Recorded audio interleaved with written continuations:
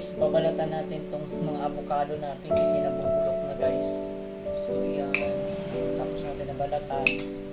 Yung iba, i-blend natin guys. Gawin natin ang avocado shake.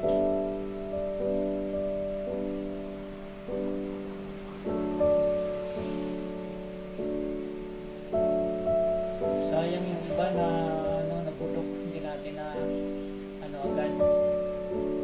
Hindi natin na buksan kahapon. I-slice lang natin ito yung pahaba yung iba. Kasi pwede natin ito kakainin direct na ng ganito guys. Yung iba naman, gawin natin milkshake na lang. Yan. Avocado slice.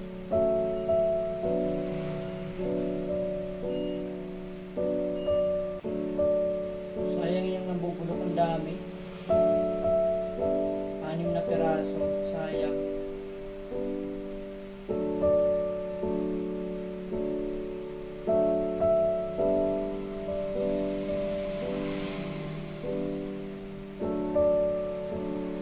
Masarap to gawing milkshake.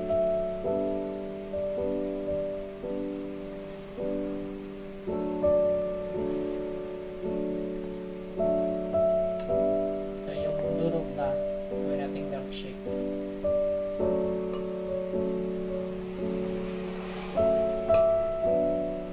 Milkshake yan siya.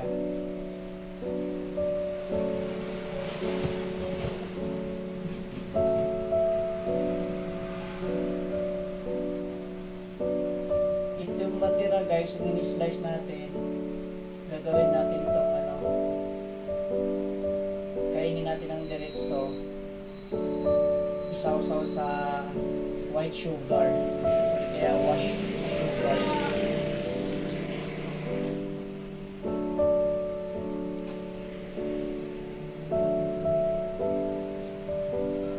Ang dami na sayang.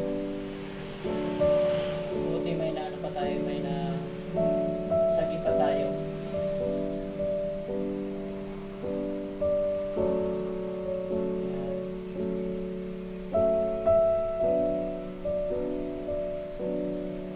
Parang malagkit to siya guys na avocado.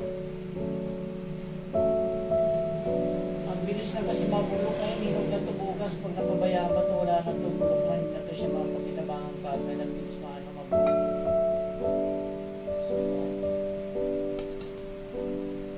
Magbabayulit yung kamay natin dahil sa balat niya.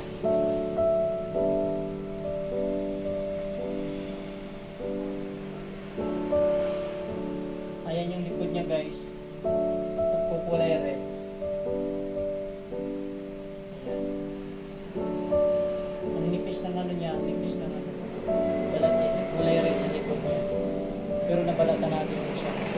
So ang daming natin guys, natin slice natin. So ito ay saw-sawan natin na siya ng sugar.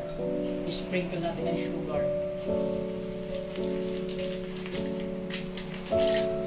Meron naman tayo sugar dito.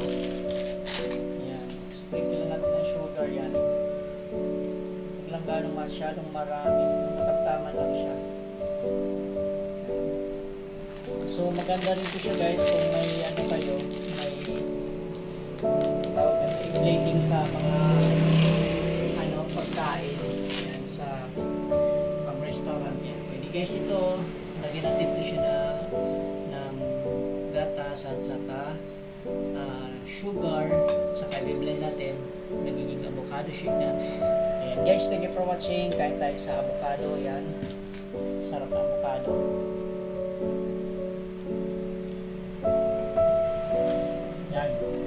Yan, kain.